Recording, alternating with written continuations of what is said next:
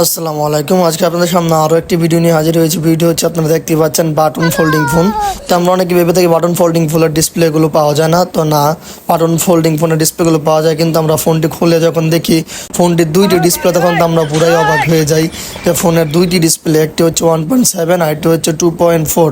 তো দুইটি ডিসপ্লে সমন্বয়ে একটি মোবাইল। তো আমি তো দেখে পুরাই অবাক যে বাটন ফোন চাইনিজরা কি করছে, তারা কিভাবে আমাদের থেকে টাকা হাতায় নিচ্ছে। দুইটি ডিসপ্লে দিয়ে আমাদের ব্যাক সাইডে একটি ডিসপ্লে দিয়েছে আর হচ্ছে ইনসাইডে একটি ডিসপ্লে দিয়েছে।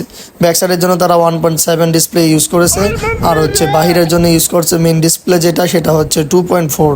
তো আমরা ডিসপ্লেটি লাগিয়ে দিলাম কাস্টমারকে। তো আমি তো পেয়ে বা এরকম ফোনটি হাতে পেয়ে তো পুরাই হতভম্ব হয়ে গেলাম যে এরকম আবার কি সিস্টেম করলো। প্রথম অবস্থাতে ফোনটি খুলে আমি পুরাই ভয় পেয়ে গিয়েছি, কারণ প্রথম দেখলাম ডিসপ্লেটি বড়, তো খোলার পরে দেখি ডিসপ্লে ছোট। তারপরে ভালো করে হাইটা খুলে দেখতে পারলাম যে না, ডিসপ্লে এখানে বড় ডিসপ্লে একটা আছে মেইন ডিসপ্লে হিসাবে, আর একটা আছে ব্যাক সাইডে ছোট ডিসপ্লে। ভিডিওটি কেমন লাগলো অবশ্যই কমেন্ট বক্সে জানিয়ে যাবেন।